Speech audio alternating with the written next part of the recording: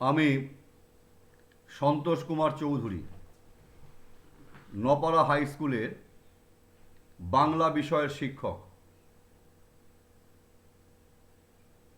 আজ আমি একটি ভিডিওর মাধ্যমে পাঠদান করতে চাই।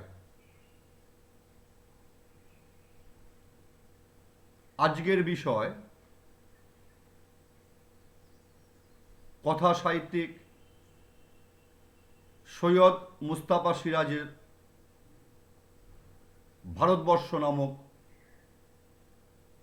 ছোট গল্প। আমি শুরু করব খুব পরিচিত একটি কবিতার লাইন দিয়ে। মোরা এক বৃন্তে দুটি কুসুম, হিন্দু মুসলমান। আর একটা বলবো, হিন্দু না মুসলিম ওই জিজ্ঞাসে যেজন, কাণ্ডারি ডুবিছে মানুষ সন্তান মোরমার।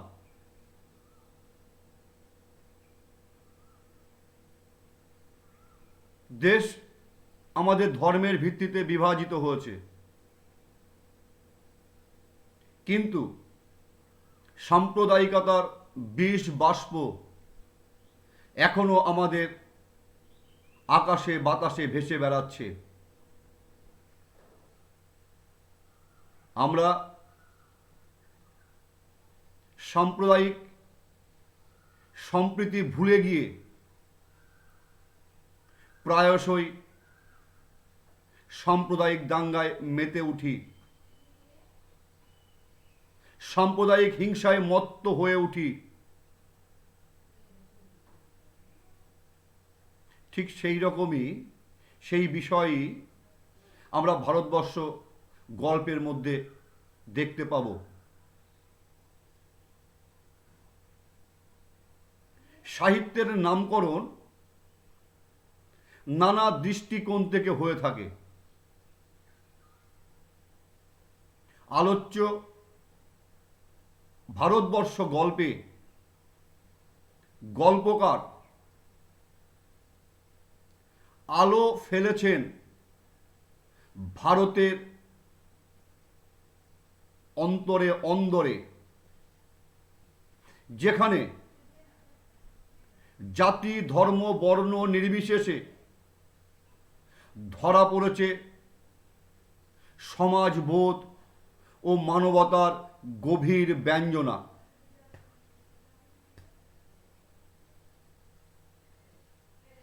ধ্বজাধারী মুসলিম ও হিন্দুরা মিথ্যার জাল ছড়িয়ে নিজেদের স্বার্থ চরিতার্থ করবার জন্য প্রাণঘাতী সাম্প্রদায়িক দাঙ্গায় মত্ত হয়ে ওঠে। প্রতিটি মানুষের মধ্যেই শুভ চেতনা ও মানবতা বোধ আচ্ছন্ন হয়ে থাকে। যদি প্রতিটি মানুষের সেই শুভ বোধ, শুভ চেতনা ও মানবতা যদি জাগ্রত হয়, তাহলে দেশকে বাঁচানো যাবে, সভ্যতাকে বাঁচানো যাবে, সাম্প্রদায়িক বিদ্বেষ বন্ধ করা যাবে। হিন্দু মুসলিম অনুচ্চারিত থাক, মানবতার পতাকা, মানুষ পরিচয়ের পতাকা, মানবতা বোধের পতাকা পথ করে উড়ুক। এটাই তো ভারতবর্ষের মূল সুর।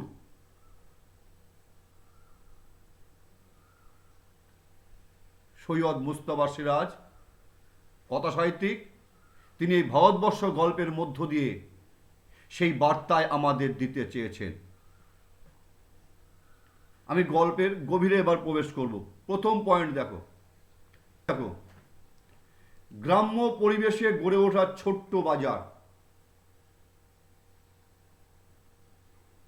পিচ রাস্তার ধারে গড়ে উঠেছে ছোট্ট একটি বাজার। বাজারের পেছনে বন জঙ্গলে ঢাকা বিদ্যুৎহীন গ্রাম, অর্থাৎ সেখানে সভ্যতার ছোঁয়া সেখানে প্রবেশ করেনি। গ্রাম গ্রামই রয়ে গেছে, সেই গ্রামে এখনো বিদ্যুৎহীন। কিন্তু ওই গ্রামের ছেলেমেয়েদের পরনে আহমেদাবাদের তৈরি পোশাক, অর্থাৎ ছেলেমেয়েদের মধ্যে আধুনিকতার ছোঁয়া লেগেছে। বাজারে বিদ্যুৎ আছে, 3টে চায়ের দোকান আছে, 2টো সন্দেশের দোকান আছে, 3টে পোশাকের দোকান আছে, একটা স্টেশনারি দোকান ও 2টো মুদির দোকান আছে। এছাড়া আছে একটি হাস্কিং মিল, অর্থাৎ চালের মিল, চালের কল ও ইটভাটা আছে। বাকি সব জায়গা ফাঁকা। রাত 9টা পর্যন্ত বাজারে লোকজন থাকে, তারপর সব শুনশান। কিছু আলো জ্বলে, পিচের ওপর নেরিকোত্তার ছায়া ঘোরে। মাঝে মাঝে ট্রাক দূর শহরের দিকে চলে যায়। তারপর এমন স্তব্ধতা নেমে আসে যে প্যাঁচার ডাকও তার অন্তর্গত হয়ে যায়, অর্থাৎ প্যাঁচার ডাকও আর শুনতে পাওয়া যায় না। আমি আবারও বলছি, পিচ রাস্তার ধারে ছোট্ট একটা বাজার, পেছনে বন জঙ্গলে ঢাকা বিদ্যুৎহীন গ্রাম। সেই গ্রামে এখনো সভ্যতার আলো প্রবেশ করেনি। গ্রাম গ্রামই রয়ে গেছে। কিন্তু গ্রামের ছেলেমেয়েদের পরনে আহমেদাবাদের তৈরি পোশাক, আহমেদাবাদের কারখানার তৈরি পোশাক দেখতে পাওয়া যায়। অর্থাৎ ছেলেমেয়েদের মধ্যে আধুনিকতার ছোঁয়া লেগেছে। এই বাজারে, যে বাজারে কথা বলা হচ্ছে, সেই বাজারে বিদ্যুৎ আছে। আর কি আছে? আছে 3টে চায়ের দোকান, 2টো সন্দেশের দোকান, 3টে পোশাকের দোকান, একটা স্টেশনারি দোকান ও 2টো মুদির দোকান আছে। এছাড়া আছে একটি হাস্কিং মিল ও ইটভাটা, আর সব জায়গা ফাঁকা। রাত 9টা পর্যন্ত বাজারে লোক থাকে, বাজারে আলো জ্বলে, পিচের ওপর নেরিকুত্তার ছায়া ঘোরে। মাঝে মাঝে 2-1টা ট্রাক দূর শহরের দিকে চলে যায়। তারপর এমন নিস্তব্ধ হয়ে যায় যে প্যাঁচার ডাকও তার অন্তর্গত হয়ে যায়। প্রথম পয়েন্ট আমি বললাম। দ্বিতীয় পয়েন্ট আমি আসছি। দেখো, ফাঁপি, যে সময়টার কথা বলা হচ্ছে তখন শীতকাল। বিশাল মাঠ পেরিয়ে উত্তরে হাওয়ার সঙ্গে আসছে হালকা হাওয়া। শীতকাল এমনিতেই শীত, তারপর যদি বৃষ্টি হয়, হাওয়া বয়, তাহলে কেমন লাগে? অস্বস্তি বোধ হয়, প্রচণ্ড ঠান্ডা লাগে, যেন মনে হচ্ছে যে গায়ে ফুটে যাচ্ছে। তাহলে বিশাল মাঠ পেরিয়ে উত্তরে হাওয়ার সাথে আসছে হালকা বৃষ্টি, ফলে শীত বেশ ধারালো। শুধু তাই নয়, বেশ সূচালো, যেন গায়ে ফুটে যাচ্ছে। ভদ্রলোকের কথায় ভদ্রলোকেরা একে বলে পৌষে বাদলা। তাহলে পৌষে বাদলা কাকে বলে?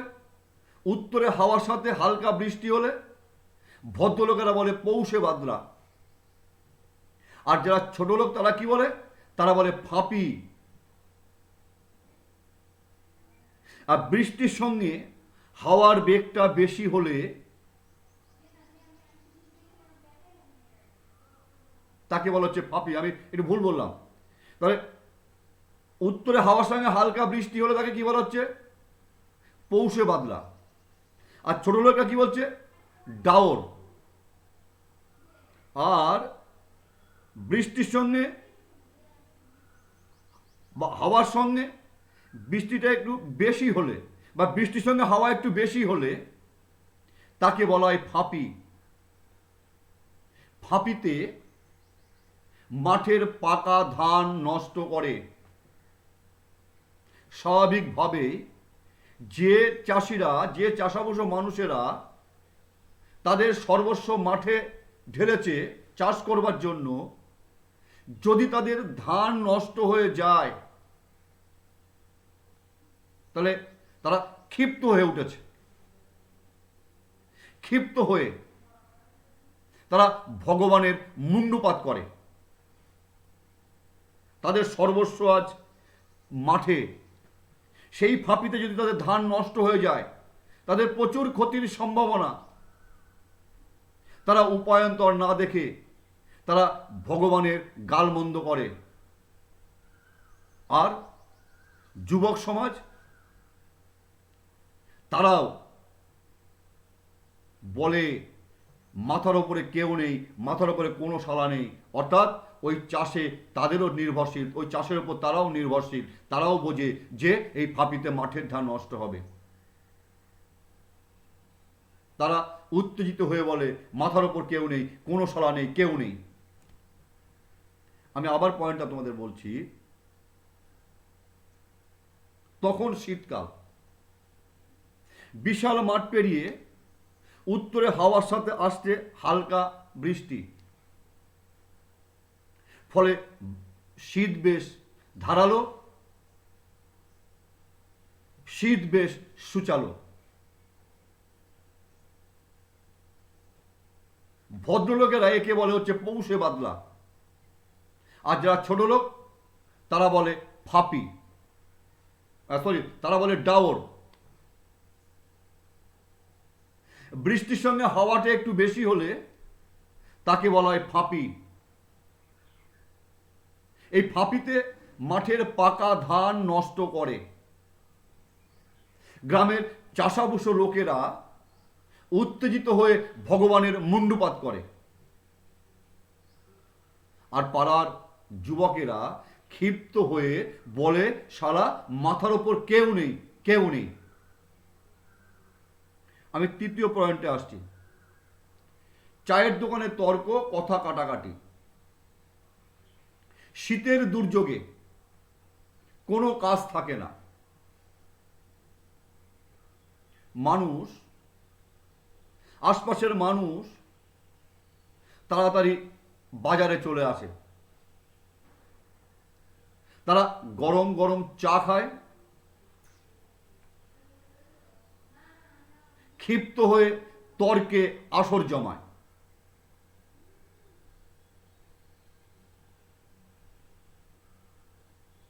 এমন তর্ক বিতর্ক হয়, কখনো কখনো তা থেকে হাতাহাতি মারামারি হওয়ারও উপক্রম হয়। তাদের আলোচনার কোনো প্রসঙ্গ অপ্রসঙ্গ থাকে না। ফলে রাজনীতি দিয়ে শুরু হয়, ওই খেলাধুলা আলোচনা হয়, ওই সিনেমার গল্প, নায়ক নায়িকার গল্প, রাজনীতিবিদদের আলোচনা ইত্যাদি ইত্যাদি আলোচনা শেষ হয়ে গিয়ে সরাবাউরির মেয়ের কেচ্ছা দিয়ে।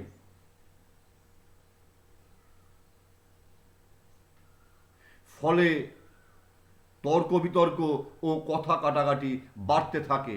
আর কি বাড়ে? দোকানে চা বিক্রি বাড়ে। চা বিক্রির সাথে সাথে তার ধারের অঙ্কটাও বাড়তে থাকে। কিন্তু দোকানির আশ্বাস বিশ্বাস যে ফসলের মরশুম, ফসল কাটা হলে সে পয়সা পাবে, এই ভেবে সেও ধার দিয়ে দেয়, তার ধারের অঙ্ক বাড়ে, চা বিক্রি বাড়ে, পাশাপাশি তার ধারের অঙ্ক বেড়ে যায়। আমি আবার বলছি, চায়ের দোকানে তর্ক, কথা কাটাকাটি। শীতের দুর্যোগে মানুষের কাজ থাকে না, তারা সকাল সকাল বাজারে চলে আসে, চায়ের দোকানে গরম চায়ের চুমুক দিয়ে উত্তেজিত হয়ে তর্কে তারা আসর জমায়। তা থেকে কখনো মারামারি, হাতাহাতি হবার উপক্রম হয়। তাদের আলোচনার কোনো প্রসঙ্গ অপ্রসঙ্গ থাকে না। রাজনীতি চলে আসে তাদের আলোচনাতে, তাদের আলোচনাতে খেলাধুলা চলে আসে, তাদের আলোচনাতে সিনেমার নায়ক নায়িকার কথা চলে আসে। সবশেষে তাদের আলোচনা শেষ হয় সরাবাউরির মেয়ের কেচ্ছা দিয়ে। দোকানদারের চা বিক্রি বাড়ে, সেই সঙ্গে বাড়ে তার ধারের অঙ্ক। তার বিশ্বাস যে চাষের মরশুম, ধান কাটা হলে সবাই তার চায়ের দাম মিটিয়ে দেবে, এই আশাতে সেও ধার দেয়। এই পরবর্তী পয়েন্টে আসছি। এক থুরথুরে বুড়ি। এই তর্ক ও কথা কাটাকাটি যখন চলছে, ঠিক সেই সময় দোকানে এক কুঁজো থুরথুরে ভিখারি বুড়ি আসে। কি বললাম? এই তর্ক ও কথা কাটাকাটির মাঝে যখন চলছে, ঠিক সেই সময়ে দোকানে এক কুঁজো থুরথুরে ভিখারি বুড়ি আসে। তার মাথায় পাকা সাদা চুল, রাক্ষসের চেহারা,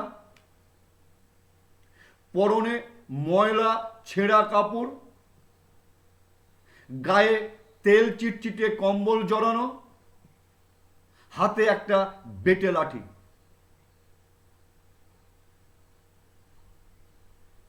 সে পিচ রাস্তা ধরে ভিজতে ভিজতে একই গতিতে দোকানে এসেছে। দোকানে এসে সে চা চায়।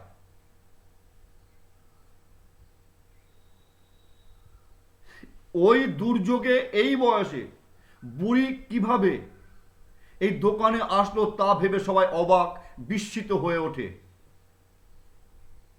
বুড়ি দোকানদারের কাছ থেকে চা নিয়ে আরাম করে বসে চা খায়।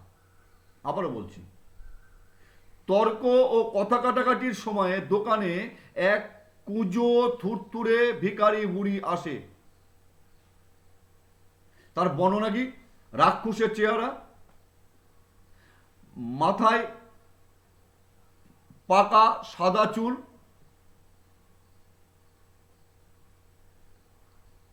পরনে ময়লা ছেঁড়া কাপড়, গায়ে তেল চিটচিটে কম্বল জড়ানো, হাতে একটা বেটে লাঠি। বুড়ি ওই দুর্যোগে পিচ রাস্তা দিয়ে জলে ভিজতে ভিজতে একই গতিতে দোকানে এসেছে। সে দোকানে এসে দোকানদারের কাছে চা চায়। ওই দুর্যোগে এই বয়সে বুড়ি কিভাবে আসলো তা ভেবে সবাই বিস্মিত ও অবাক হয়ে যায়। সে দোকানদারের কাছ থেকে চা নিয়ে পা ছড়িয়ে আরাম করে বসে চা খায়। আমি পরবর্তী পয়েন্ট আসছি। মেজাজি জবাব। বুড়ি খুব মেজাজি, সব কথার সাপ সাপ জবাব দেয়। দোকানের কেউ কেউ বুড়িকে বলেছে যে তুমি কোথায় থাকো, তার উত্তরে বুড়ি তাদেরকে জানিয়েছে তা জেনে তোমাদের কাজ কি। কেউ কেউ বুড়িকে তেজি টাট্টু করা বললে বুড়ি তাদেরকে অকথা কুকথা না বলতে বলেছে।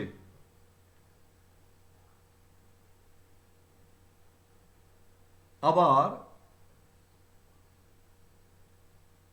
বুড়িকে কেউ কেউ বলেছে, বুড়ি তুমি কোথায় থাকো? উত্তরে বুড়ি বলেছে, তোদের মাথায় থাকি।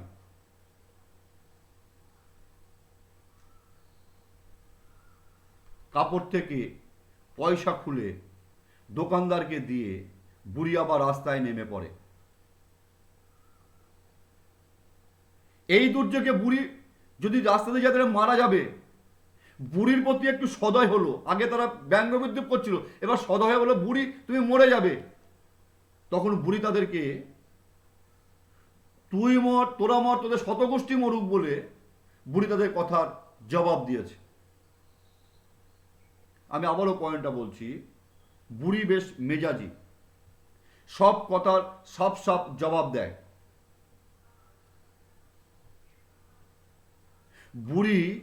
বুড়িকে কেউ কেউ জিজ্ঞাসা করে, বুড়ি তুমি কোথা থেকে আসছো? উত্তরে বুড়ি তাদেরকে বলেছে, তা জেনে তোমাদের কাজ কি? একথা শুনে কেউ কেউ বুড়িকে তেজি টাট্টু করা বলে বিদ্রুপ করেছে। বুড়ি তাদেরকে অকথা কুকথা বলতে না বলতে অনুরোধ করেছে, তাদেরকে বারণ করেছে যে তোমরা কেউ অকথা কুকথা বলবে না। আবার কেউ কেউ বুড়ি তুমি কোথায় থাকো এই প্রশ্নের উত্তরে বুড়ি বলেছে, তোদের মাথায় থাকি। সে কাপড়ের থেকে পয়সা খুলে দোকানদারকে দিয়ে পিচ রাস্তায় নেমে পড়ে। যারা তখন বিদ্রুপ করছিল তারা একটু সদয় হলো। তারা বুড়িকে বলল যে এই ওয়েদারে গেলে, এই আবহাওয়ার মধ্যে গেলে বুড়ি মারা যাবে। তখন বুড়ি তাদেরকে ও তাদের শতগোষ্ঠীকে মরবার কথা বলে জবাব দিয়েছে। তার চায়ের দোকানের যে আলোচনা হচ্ছিল সে আলোচনাটা পাল্টে গিয়ে বুড়িকে নিয়ে সবাই আলোচনা করতে শুরু করে। কেউ কেউ বলছে বুড়ি বারোয়ারি তলায় যেতে পারত। বুড়িকে নিয়ে আবার আলাপ আলোচনায় প্রত্যেকে মেতে উঠেছে। পরের পয়েন্টে আসছি, বৃক্ষবাসিনী। বুড়ি নড়বড় করতে করতে পিচ রাস্তার ধারে বটগাছের তলায় যায়। সেখানে একটা মোটা শিকড়ের ওপর বুড়ি বসে। পেছনে একটা খোদল যাকে বলে, সেই খোদলে বুড়ি পিঠ ঠেকিয়ে পা ছড়িয়ে আরাম করে বসে। বুড়ির এই বসা দেখে চায়ের দোকানে সবাই আলোচনায় মগ্ন হলো বা সিদ্ধান্ত নিল যে বুড়ির এই অভিজ্ঞতা পূর্বেও আছে, অর্থাৎ বুড়ি হচ্ছে বৃক্ষবাসিনী। কেউ কেউ বুড়িকে বটগাছ তলায় না থেকে বারোয়ারি তলায় মন্দিরেও থাকতে বলেছে। আমি আবারও বলছি, বুড়ি নড়বড় করতে করতে পিচ রাস্তার ধারে বটগাছের তলায় একটি মোটা শিকড়ের ওপর গিয়ে বসে। পেছনে একটা খোদল ছিল, সেই খোদলে পিঠ ঠেকিয়ে পা ছড়িয়ে আরাম করে বুড়ি বসে। বুড়ির এই বসা দেখে সকলে ভাবলো যে এই বুড়ির এই অভিজ্ঞতা বুড়ির বিগত দিনও আছে, অর্থাৎ বুড়ি হচ্ছে বৃক্ষবাসিনী। পরবর্তী পয়েন্ট আমি আসছি, বুড়ির মৃতদেহ নদীর চড়ায় ফেলে দেওয়া। গ্রামে ডাক পুরুষের একটি বচন আছে, এই যে বাদলা যখন লাগে, শনিতে 7, মঙ্গলে 5, বুধে 3, অর্থাৎ শনিবার দিন যদি বাদলা শুরু হয় আবার 7 দিন থাকবে, যদি মঙ্গলবারে বাদলা শুরু হয় 5 দিন থাকবে, যদি বুধবারে বাদলা শুরু হয় 3 দিন থাকবে, আর সব দিনের দিন শেষ হয়ে যাবে। তা কি বললাম? শনিতে 7, বুধে 5, মঙ্গলে 3, আর সব দিনের দিন। গ্রামের ডাক পুরুষের বচন। তাহলে পৌষে বাদলা কেটে গেলে বা কিছুদিন পর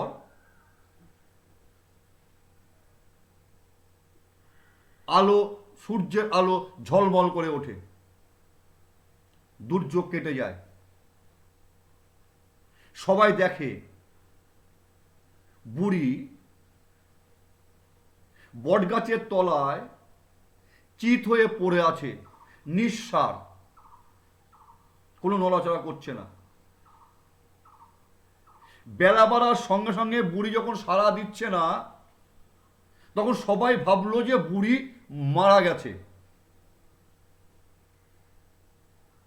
পাছে শেয়াল শকুনে বুড়ির মৃতদেহ ছিঁড়ে খায়। ওই মৃতদেহ থেকে পচা দুর্গন্ধ ছড়িয়ে পড়বে। এই আশঙ্কায় সবাই চৌকিদারকে থানায় খবর দেওয়ার পরামর্শ দেয়।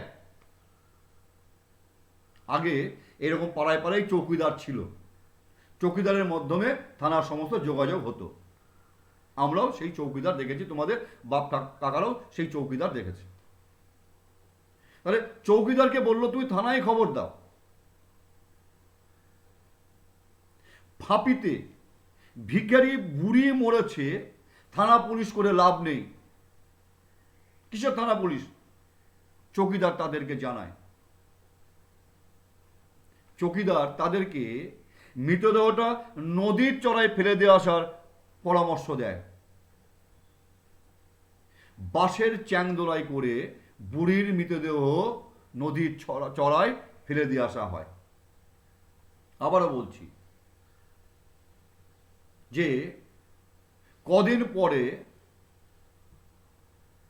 দুর্যোগ কেটে গেলে আকাশে সূর্যের ঝলমল আলো ওঠে, সূর্য ঝলমল করে ওঠে, দুর্যোগের অবসান হয়েছে। সবাই দেখে বুড়ি বটগাছের নিচে চিত হয়ে পড়ে আছে, নিঃসাড়, কোনো নড়াচড়া করছে না। বেলা বাড়তে বাড়তে যখন তারা দেখলো বুড়ি একদম কোনো সাড়া শব্দ দিচ্ছে না, সবাই ভাবলো বুড়ি মারা গেছে। পাছে শিয়াল শকুনে তার মৃতদেহ ছিঁড়ে খায়। তার মৃতদেহ থেকে পচা দুর্গন্ধ ছড়িয়ে যাতে না পড়ে, সেই কারণে সবাই চৌকিদারকে থানায় খবর দেওয়ার কথা বলে। চৌকিদার বলে যে ফাঁপিতে ভিখারি বুড়ি মরেছে, থানা পুলিশ করে কোনো লাভ নেই।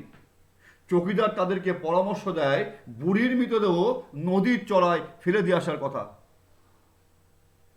চৌকিদারের পরামর্শ মতো বাঁশের চ্যাংদোলায় বুড়ির মৃতদেহ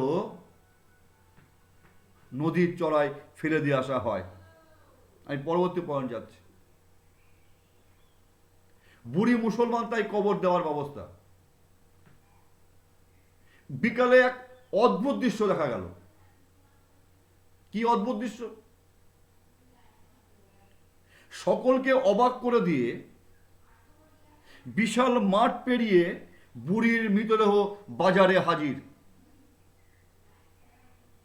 মুসলমান লোকেরা নিয়ে এসেছে।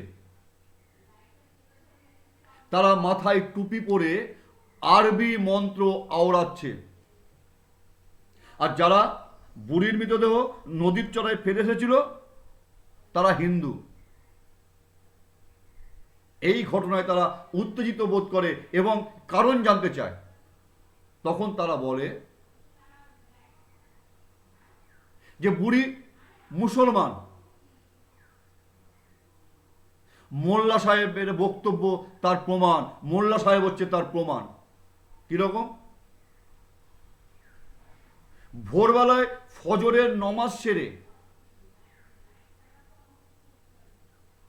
যখন তিনি বাস ধরবার জন্য যখন তিনি আসছিলেন, তখন তিনি বুড়িকে মরতে দেখেছেন এবং বুড়ি সেই সময় কলমা পড়ছিল। এই কলমা হচ্ছে মুসলমানদের বীজ মন্ত্র। যারা মুসলিম ধর্মে বিশ্বাসী তারা মৃত্যুর আগে কৃতকর্মের পর্যালোচনা করে কলমা পড়েন, অর্থাৎ নিজেদের শোধন করার উদ্দেশ্যে তারা কলমা পড়েন। তাহলে মোল্লা সাহেব বুড়িকে সেই কলমা পড়তে শুনেছেন। অতএব বুড়ি মুসলমান, তারা থাকতে বুড়িকে তারা কবর না দিয়ে অন্য কিছু করতে পারে না। আবার বলছি, বুড়ি মুসলমান, তাই কবর দেওয়ার ব্যবস্থা। বিকালে এক অদ্ভুত দৃশ্য দেখা গেল। কি অদ্ভুত দৃশ্য! সবাইকে অবাক করে দিয়ে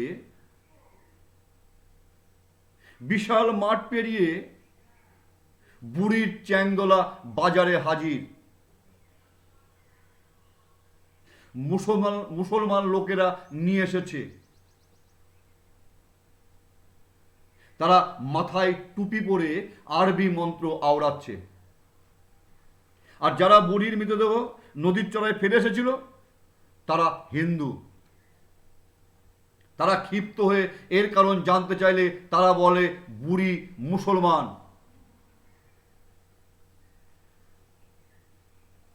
তার প্রমাণ হচ্ছে ওই বক্তব্য।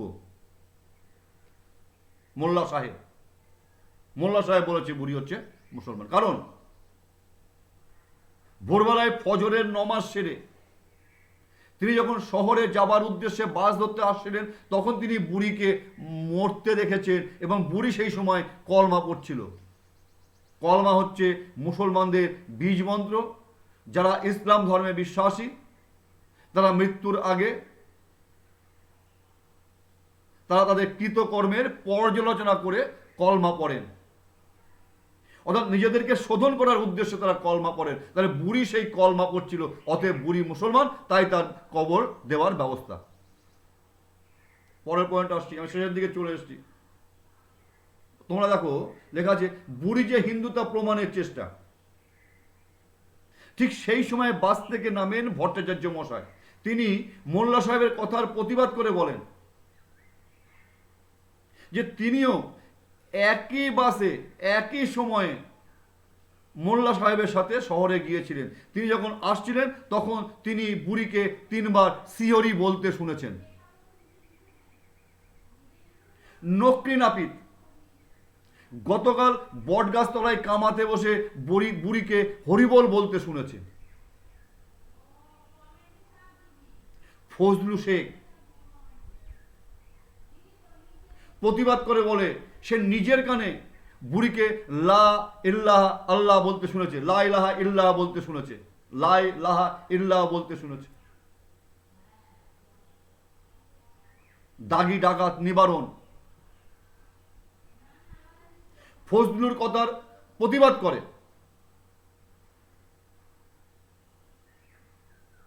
একসময় বিখ্যাত লাঠিয়াল করিম ফরাজি খবরদার বলে নকরিকে শাসায়। তারপরের পয়েন্টটা এর সাথে রিলেটেড। দুই পক্ষের মধ্যে উত্তেজনা ছড়িয়ে পড়ে। সেই চ্যাংদোলা নিয়ে সকলে টানাটানি করতে শুরু করে। দুই পক্ষ ওই চ্যাংদোলা ওইটা ধরে টানছে। গালাগাল শুরু হয়, অস্ত্রব্য গালাগাল শুরু হয়। আশপাশের গ্রাম থেকে মারমুখী জনতা, উভয় সম্প্রদায়ের জনতা অস্ত্র শস্ত্র হাতে জড়ো হয়।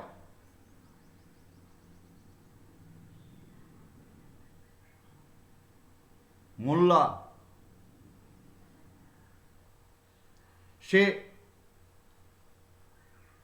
আল্লাহু আকবর বলে তিনি জিহাদ ঘোষণা করেন। জিহাদ ঘোষণা করে আল্লাহু আকবর আজান দেন। ভট্টাচার্য মশাই কণ্ঠে শোনা যায়, গলায় শোনা যায়, মা কালী কি জয়, জয় মা কালী। দুই পক্ষই উত্তেজিত, মারমুখ। তাদের মাঝখানে দাঁড়িয়ে আছে আইন রক্ষক চৌকিদার। যে পক্ষ এগিয়ে আসছে তাদের দিকে লাঠি হাতে করে সে এগিয়ে যাচ্ছে, তাদেরকে সান্ত্বনা, তাদেরকে থামাচ্ছে। আবার ওই পক্ষ চিৎকার চেঁচামেচি করলে তাদের দিয়ে গিয়ে তাদেরকে সামলাচ্ছে। সে জানে না এই মারমুখী জনতাকে সে কতক্ষণ আটকে রাখতে পারবে। আমি আবার ব্যাকে যাচ্ছি। বুড়ি যে হিন্দু তা প্রমাণের চেষ্টা। তাহলে মুসলমানরা থাকতে তার কবরের ব্যবস্থা তারা করবে, এটা হচ্ছে মোল্লা সাহেব বলেছে বুড়ি হচ্ছে মুসলমান। ঠিক সেই সময় বাস থেকে নেমে ভট্টাচার্য মশাই মোল্লা সাহেবের কথার প্রতিবাদ করে বলেন তিনিও একসাথে মোল্লা সাহেবের সাথে শহরে যাচ্ছিলেন, তিনিও বুড়িকে 3বার সিহরি বলতে শুনেছেন। আর একটা প্রমাণ কি, বুড়ি যে হিন্দু তার প্রমাণ দিতে হবে। নকরি নাপিত সে গতকাল বটতলায় কামাতে বসে বুড়িকে হরিবল বলতে শুনেছে।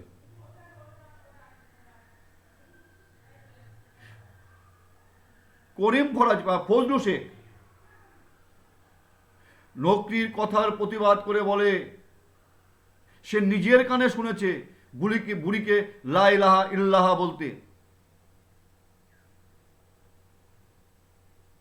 বিখ্যাত ডাকাত দাগি ডাকাত নিবারণ ফজলুর কথার প্রতিবাদ করে যে ফজলু মিথ্যা কথা বলছে। এক সময়ের বিখ্যাত লাঠিয়াল করিম ফরাজি খবরদার বলে নকরিকে শাসায়। তাহলে বুড়ি যে হিন্দু তার প্রমাণের চেষ্টা, ওদিকে মুসলমানের চেষ্টা করছে বুড়ি মুসলমান, হিন্দুরা প্রমাণ করার চেষ্টা করছে বুড়ি হচ্ছে হিন্দু। তাহলে বুড়ি হিন্দু না মুসলিম এটা প্রমাণের চেষ্টায় দুই পক্ষ নেমেছে। পরে কি বলছে, উভয় পক্ষ উত্তেজিত মারমুখী, এ বলছে হিন্দু এ বলছে মুসলমান, উভয় পক্ষ মারমুখী। বুড়ির চ্যাংদোলা নিয়ে টানাটানি শুরু হয়, এরা একবার টানছে ওরা একবার টানছে, দুই কোণাতে দুধল ধরে টানাটানি করছে, মধ্যে বুড়ির চ্যাংদোলা। অশ্রব্য গালিগালাজ শুরু হয়, অশ্রব্য গালিগালাজ শুরু হয়। আশপাশের গ্রাম থেকে দুই সম্প্রদায়ের মানুষজন অস্ত্রশস্ত্র হাতে জড়ো হয়। মোল্লা সাহেব জেহাদ ঘোষণা করে এবং বলে ওঠেন আল্লাহু আকবর,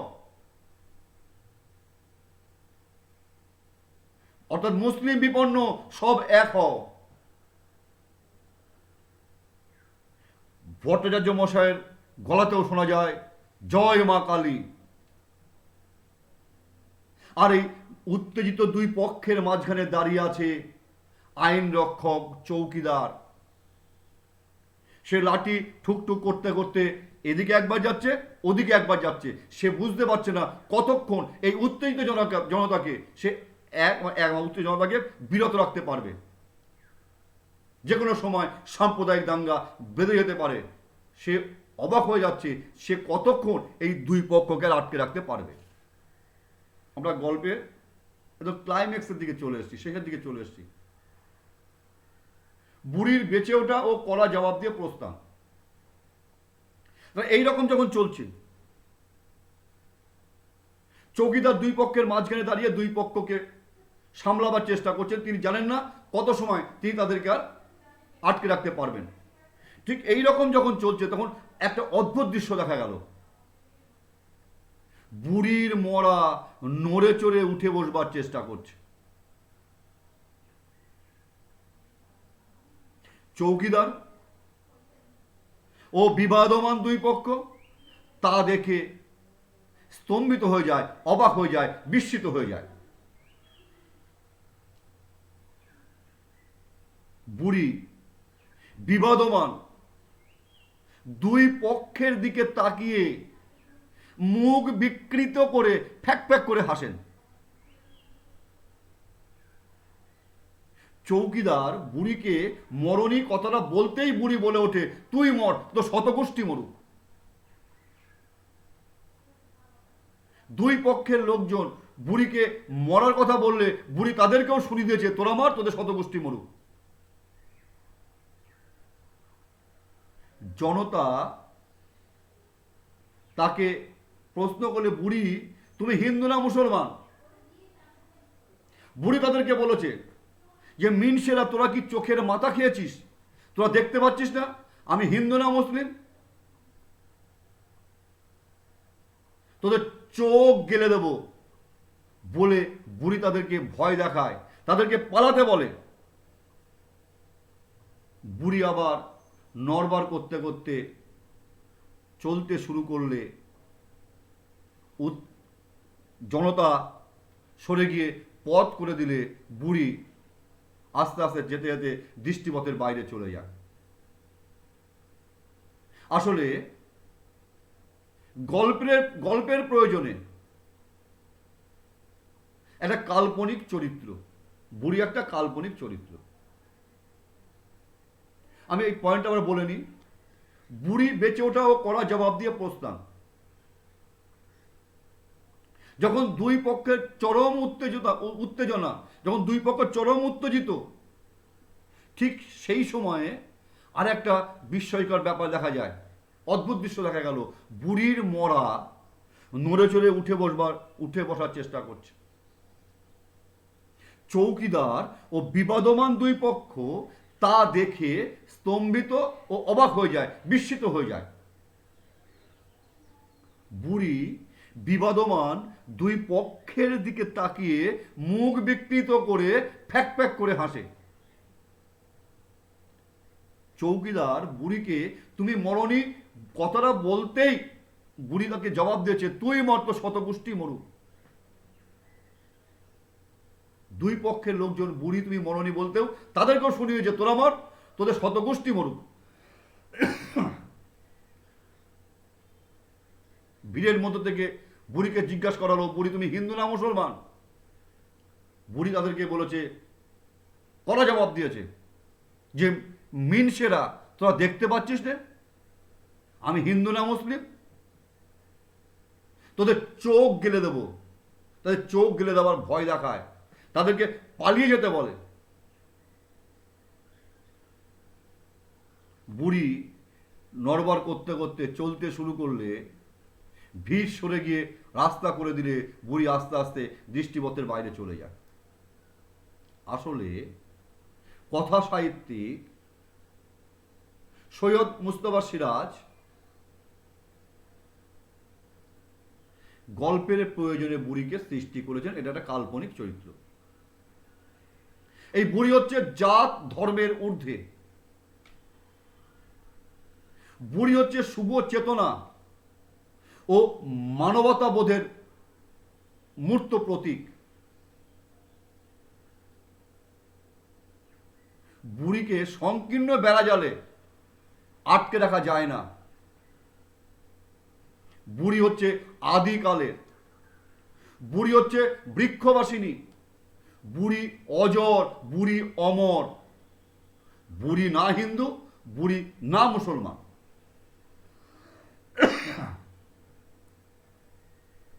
তার মধ্যে শুভ চেতনাবোধ ও মানবতাবোধ আচ্ছন্ন অবস্থায় ছিল। জাগ্রত হয়ে বিবদমান দুই পক্ষকে মানবতার কথা বলে, মানব ধর্মের কথা বলে সে বিবাদমান দুই পক্ষে যে সাম্প্রদায়িক দাঙ্গা সেটাকে বন্ধ করেছে মানবিকতার পরিচয় দিয়ে। আমাদের একটাই পরিচয় হোক, আমরা মানুষ। আমাদের বড় ধর্ম আমাদের মানব ধর্ম। আমাদের জাগ্রত হোক শুভ চেতনা, আমাদের জাগ্রত হোক বিবেক, আমাদের জাগ্রত হোক মানবতাবোধ। মানুষের পতাকা আমরা ওড়াই। সংকীর্ণ ধর্মের ঊর্ধ্বে উঠে মানবতায় হোক আমাদের আসল ধর্ম। কথা সাহিত্যিক সৈয়দ মোস্তফা সিরাজ ভারতবর্ষ গল্পের মধ্য দিয়ে এই সত্যটা, এই বার্তায় তিনি আমাদেরকে দিতে চেয়েছেন। সেদিক থেকে বিশ্লেষণ করলে ব্যঞ্জনাময় এই ভারতবর্ষ গল্পটি একটি সার্থক ছোট গল্প। আমি এখানেই শেষ করলাম। আশা করি তোমরা বুঝেছ। আমার এই পড়াশোনায় তোমরা দুই একবার পড়বে, গল্পটা তোমাদের কাছে পরিষ্কার হয়ে যাবে। যে কোনো প্রশ্ন আসলে তোমরা লিখতে পারবে, আমার দৃঢ় বিশ্বাস। সবাই ভালো থেকো, সুস্থ থেকো, পড়াশোনা করো। আবার দেখা হবে পরের ভিডিওতে। প্রত্যেকের শুভ কামনা করে আমি এখানেই শেষ করলাম। ধন্যবাদ।